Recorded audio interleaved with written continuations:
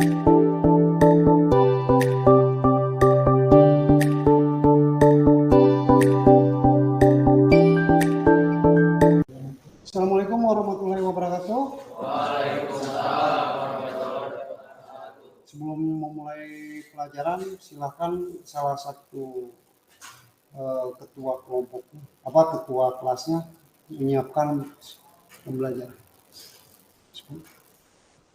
Sebelum kita melaksanakan tugas, alangkah baiknya kita berdoa. Berarti mulai.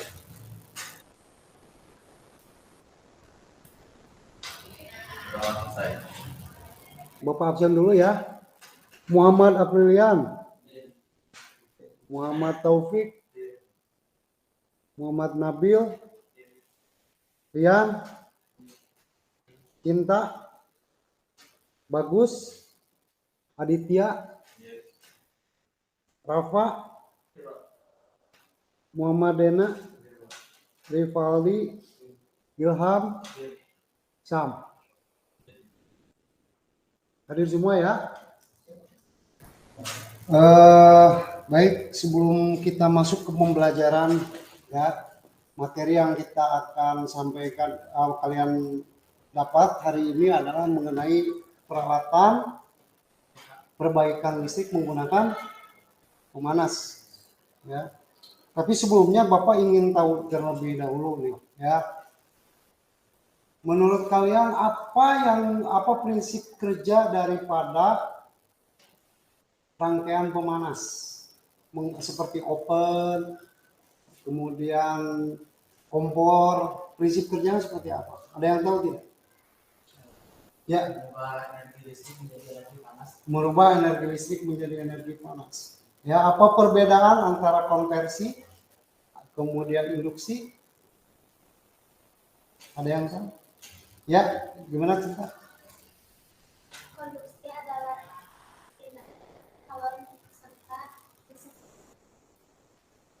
Konduksi adalah proses perpindahan kalor tanpa disertai perpindahan bagian-bagian zat itu. Oke, bagus. Konduksi adalah perpindahan kalor melalui zat penghantar yang disertai dengan perpindahan bagian-bagian zat itu. Radiasi adalah perpindahan kalor tanpa memerlukan zat perantara. Biasanya disertai cahaya. Betul sekali. Kalau misalkan kita sedang berada di hutan, kemudian membakar kayu, itu proses apa itu? Radiasi kah, apa konversi atau induksi? Perpindahan panas dari api yang kita bakar itu ya ke tubuh kita jadi panas kan? Itu proses apa? Radiasi apa induksi? Radiasi. Oke. Sebelum kita masuk ke pembelajaran, ada video nih. Ya, silakan kalian simak baik-baik videonya. Ini adalah tentang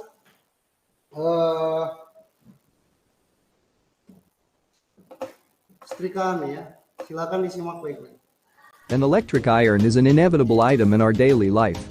In this video we are explaining the complete working of an electric iron. If you are first time in this channel, please subscribe our channel for more videos about technical doubts. Inside parts of electric iron are heating element, thermostat, thermal fuse, and neon bulb. The heating element is the heart of an electric iron. The heating element coils are generally made by the nichrome material. It has high resistance, and it can sustain in high temperatures. If you connect an AC supply directly to the coil, it will start getting heat. The magnesium oxide powder is used to insulate this coil from the metal case. When the current flows through a heating element coil continuously, the temperature of the coil will become uncontrollable. Here is the importance of a thermostat. The thermostat is used to sense the base plate temperature and switch off the current flow to the heating element coil. Thermostat has input terminal, output terminal, contact spring, and a bimetallic strip.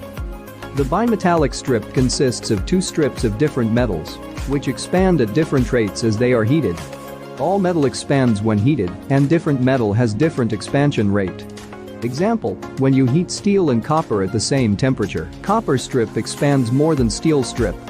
So if you stick both strips together and heat again, it will bend towards the steel due to the lower expansion rate of steel. This kind of strip is called a bimetallic strip, and it is used to sense the temperature of the electric iron.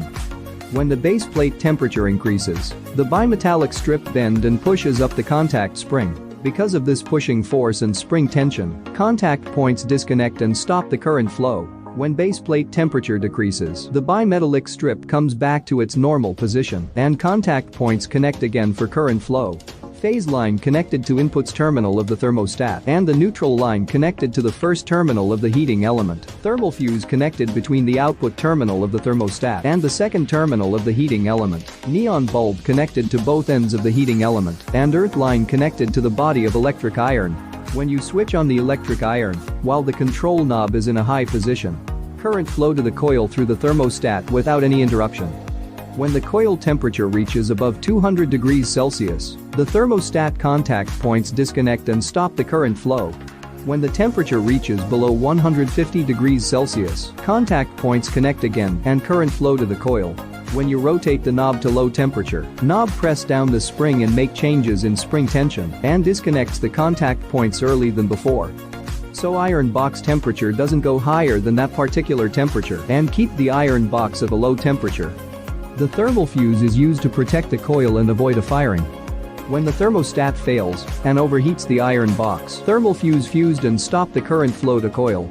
Hope this video helps you to understand the working of an electric iron and its internal parts. If you like this video, please comment your valuable opinion and subscribe our channel for more videos. Dari video yang ditayangkan tadi, apa yang kalian dapat? Ya, kita bikin perjanjian kelas dulu sebelum kita belajar. Alangkah baiknya kalian nanti menyimak, ya, memperhatikan apa yang Bapak sampaikan. Kemudian kalau tidak ada yang dimengerti, kalian bisa bertanya ke Bapak, ya, seperti itu. Oke. Di perbaikan peralatan listrik ini, ya, kita hanya fokus kepada setrika, karena ini adalah peralatan rumah tangga yang sering dipergunakan terutama oleh ibu kalian, kan, ya, seperti itu. Tadi ini tangan videonya sudah kita lihat, ya. Nah, ini langkah-langkah tip untuk memperbaiki setrika listrik. Ya, berikut adalah langkah-langkah dan tip untuk memperbaiki setrika listrik. Perhatikan bahwa melakukan perbaikan listrik memerlukan kehati-hatian. Jadi kita harus tetap menggunakan SOP, ya. Kemudian dan keamanan. Dan jika Anda tidak yakin atau tidak nyaman melakukan perbaikan sendiri, disarankan untuk meminta bantuan dari ahli listrik atau layanan perbaikan profesional. Tapi sekiranya untuk setrika ini kita nggak usah memerlukan tenaga ahli, karena kalian pun nanti akan dijadikan teknisi, kan, ya, seperti itu. Oke, ini bagian-bagian yang tadi kita jabarkan nih di video yang tadi. Ya, yang pertama itu ada yang dinamakan, bagian pertamanya itu adalah kabel. Ya, ada kabel. Kemudian yang kedua adalah selektor switch. Ya, bagian sini adalah selektor switchnya nih. Ya. Kemudian yang ketiganya itu adalah lampu indikator. Ada lampu indikator, kemudian ada heater. Ya, ini pemanas nih. Bagian utama daripada setrika listrik itu adalah heater. Ada termostat. Kemudian yang keenam itu alasnya, ya, sebagian untuk kita menyetrika pakaiannya. Kalau tidak pakai ini, ya tentunya si baju tidak akan, si panasnya itu tidak akan tersalurkan, ya. Ini sebagai penyalur daripada panas daripada elemen ini, kan, seperti itu. Kemudian ada pemberat setrika, nomor 7 itu pemberat, 8 tangkai pemegang, 9 adalah kaps setrikanya. Bisa dipahami? Bisa diikutin, ya, sampai sejauh ini bisa. Oke, yang berikutnya adalah nih, pada saat kalian akan kerusakan yang biasa muncul pada setrika itu adalah bagian kabel. Ya, karena mobile si setrika itu pasti yang tergulung itu kabelnya. Itu faktor yang membuat setrika itu bisa rusak kabel. Yang kedua ada thermofuse nih. Kelebihan beban pada panas setrika yang ditimbulkan di setrikaan itu sehingga menghasilkan memutuskan thermofuse. Ya, seperti itu. Nah, ini pengaturan panas. Pastikan pengaturan panas berfungsi dengan baik. Ya. Jika setrika tidak memanas, periksa elemen pemanas dan termostat. Ini adalah bimetalnya nih. Faktor utama yang mengakibatkan si pemanas itu panas atau tidaknya di sini. Ini yang berfungsi sebagai memutus ya dan menyambungkan arus ke elemen. Ini namanya ada bimetal. Yang ketiga, nah ini perbaikan elemen pemanas. Pastikan setrika mati dan terputus dari sumber listrik sebelum memulai. Periksa elemen pemanas setrika jika terlihat rusak atau terbakar, gantilah. Bersihkan elemen pemanas kerak atau kotoran yang mungkin menghambat kinerjanya. Dan selama Bapak memperbaiki setrika listrik, ini biasanya jarang rusak. Kecuali ujung daripada sambungan untuk listriknya itu longgar, itu berarti dia sudah rusak. Tetapi selama perbaikan ini komponen utama ini tidak pernah rusak. Ya. Bisa dipahami ya? Baik, ada yang perlu dibahas? Ada yang perlu ditanyakan dulu? Silakan. Tentang perbaikan setrika listrik ini bisa dipahami ya? Nggak ada ya? Silakan. Untuk selanjutnya, silakan bikin kelompok. Satu kelompok 2 orang. Silakan cari materi di YouTube mengenai kerusakan yang timbul akibat dari setrika tersebut. Oke, silakan dimulai. Untuk kelompoknya silakan Bapak serahkan ke kalian. Yuk, Bapak kasih waktunya itu 10 menit. Ya, silakan langsung kerjakan.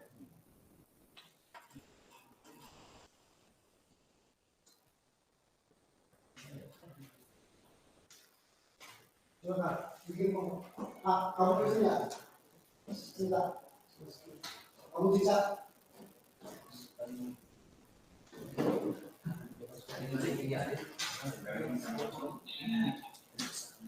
Kerusakan yang sering muncul di setrika.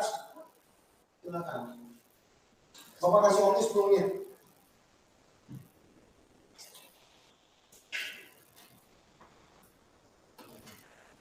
Oke, udah ada yang dapat?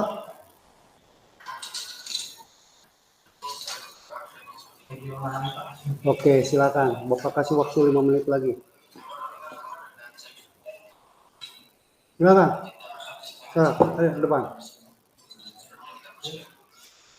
Dari hasil diskusi dengan teman kalian, apa yang kalian dapat silakan presentasikan depan kelas. Yuk, silakan berdua.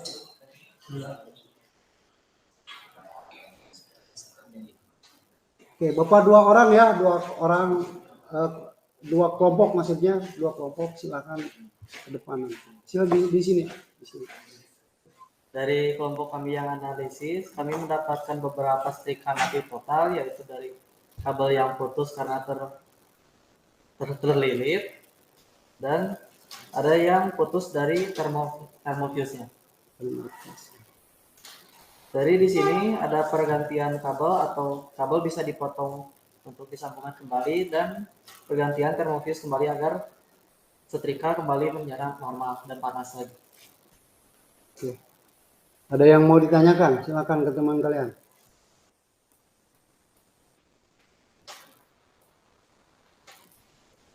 Cukup ya? Bisa dipahami ya? Apa katanya?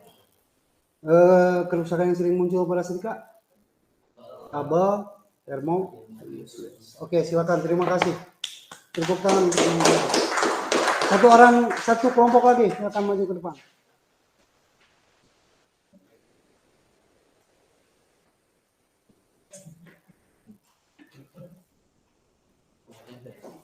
Silakan jabarkan apa yang kalian temukan?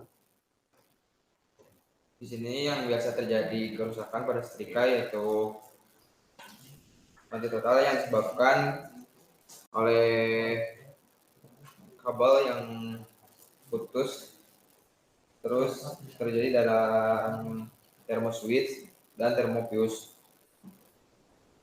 Cara perbaikannya itu dengan cara menyambungkan kembali kabel yang terputus, lalu mengecek kembali di thermoswitch-nya dan mengganti thermofuse dengan yang baru agar setrika hidup kembali dan panas. Ada yang ditanyakan? Ya. Sebutkan saya ciri-ciri indikasi thermofuse putus. Alat apa yang dipakai untuk mengecek apakah thermofuse putus atau tidak? Bisa mengecek dengan apometer. Dengan menggunakan apometer. Ada lagi? Cukup. Oke, silakan. Ada yang mau disampaikan lagi? Kalau tidak ada, silakan kembali ke tempat. Terima kasih. Luar biasa. Oke. Dari materi yang sudah kita pelajari hari ini, ada esai yang harus kalian isi, ya. Silakan diisi.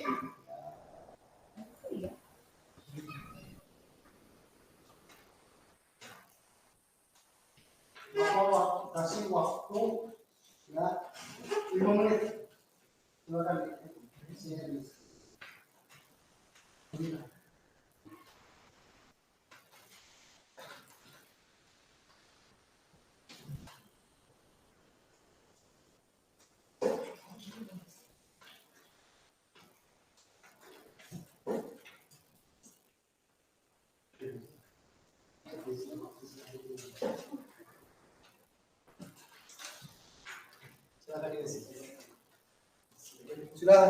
Sudah dapat semua belum? Oke, silakan diisi ya. Bapak kasih waktu dulu. Kalau sudah selesai silakan dikumpulkan di depan. Ketua kelas silakan boleh diambil. Boleh dikumpulkan.